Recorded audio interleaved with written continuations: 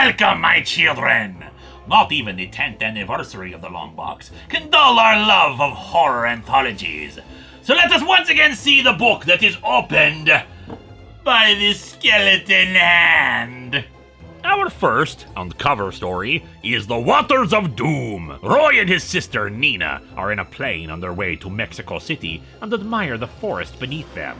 They try to get a closer look at a geyser that boils up, but for some reason their plane motor dies. They land safely and call for help from Mexico City, Nina's fiancé Greg soon getting the word and flying out to rescue them. When he arrives, he finds that Roy has been gone a very long time after heading out to retrieve some water. But when he finally returns, he's in a trance, walking straight into the lake to drown. Out of the water emerges Lutok, demon of the lake. Never have any mortals viewed the waters of doom and escaped alive. So bad news for all of you, my children. I'm fine because I'm already not alive. They flee from Lutok, but she gives pursuit with demons in the mist. The creatures only held back with flashes on fire. They take the plane to try to get away, but Lutok emerges and grabs them, forcing them to bail out as their plane heads towards a nearby volcano. Fortunately for them, Lutok doesn't have a chance to kill them, for the volcano erupts and soon covers the lake in its lava. The two escape,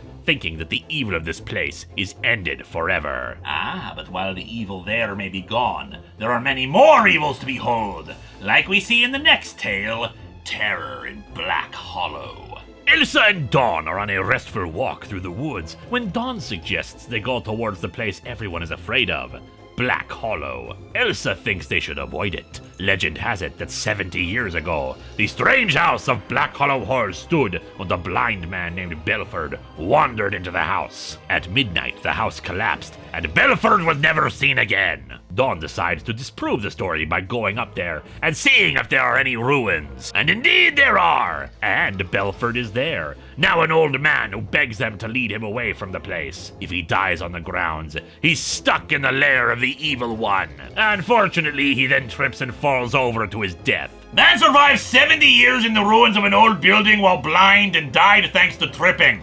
Before he dies, he says the house crumbled because he showed no fear and that they should run lest they be trapped there as well.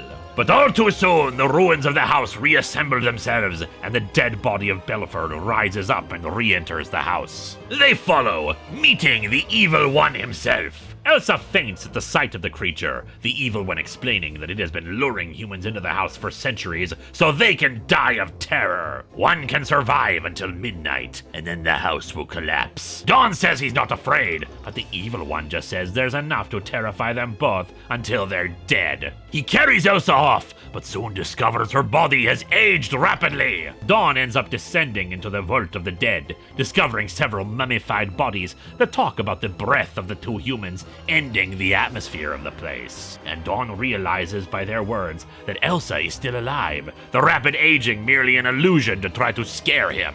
Reuniting with Elsa, they descend into the vault again and resist more illusions until the stroke of midnight, the house collapsing on the evil one and allowing the two to escape thanks to guidance from Belford's ghost. With the evil one buried and without a human soul in the area, this may spell the end of the cursed place. But not the end for us, of course, as we continue with The Grave of Doom.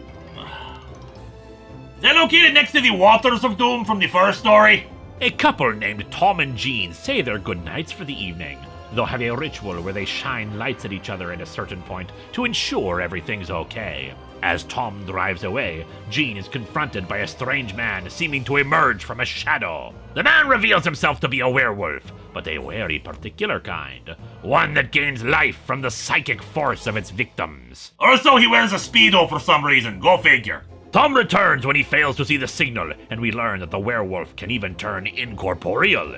It reveals that it plans to kill Jean tomorrow. Tom notes that werewolves used to be numerous. Nice that he knows that! But they did end up dying off somehow. The werewolf said that werewolves can only be killed by piercing their heart over the grave of one of its victims. There is no other way to destroy it, and it certainly will not be approaching the graveyard, where his last victim is interred. The next day, Tom returns with a plan. He has discovered who the werewolf's last victim was, and goes to their grave, collecting soil from it into some kind of spire that's put on the top of a charist mast tree? Oh, you put spears on top of those things? Well, hell, now I think I want to know more about that holiday. When the werewolf comes to attack, Tom stabs him with it and kills him. He reasoned that shoving the soil into his own bloodstream would have the same effect as killing him over the grave, and he was right. I should note that throughout there have been some true ghost stories included, with a final 3-page comic along those lines, but let's face it, we already know that such things are very real, my children. After all, you're listening to an undead guy right now!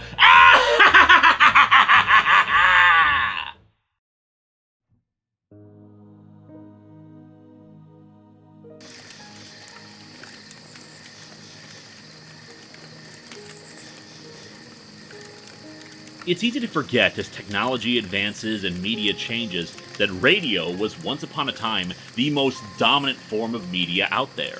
When you could turn the dial and hear pulpy adventure stories, some music, or a horror tale told to you with nothing but a person's voice to convey what was happening. And during this time, there was one radio performer who seemed to outshine all his peers. But there was one problem. He only wanted to act in horror shows. His agent kept trying to book him on soap operas, advertising hair products, or make him a gangster fighting the Shadow, but he'd always end up canceling them.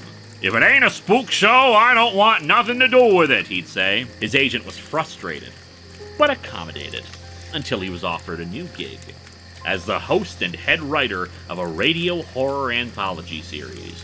He'd have to create a character for it, something he could make his own, and he quickly set to work, creating Moarte, with an outrageous accent and a look that he could wear at public appearances to make it seem like he was this ghoul. But the whole thing was a plot by the agent and some other business people.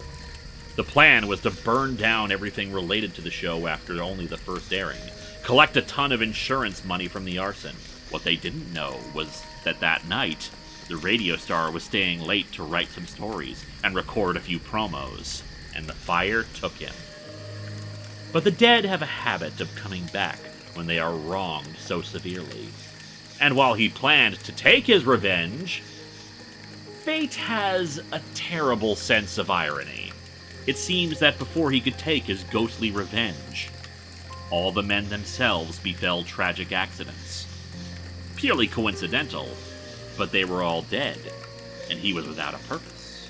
Well, he always liked to put on a show, so he did so. He became a phantom voice on some radio bands. But as radio died down and television rose, he knew that was where the future of horror would be.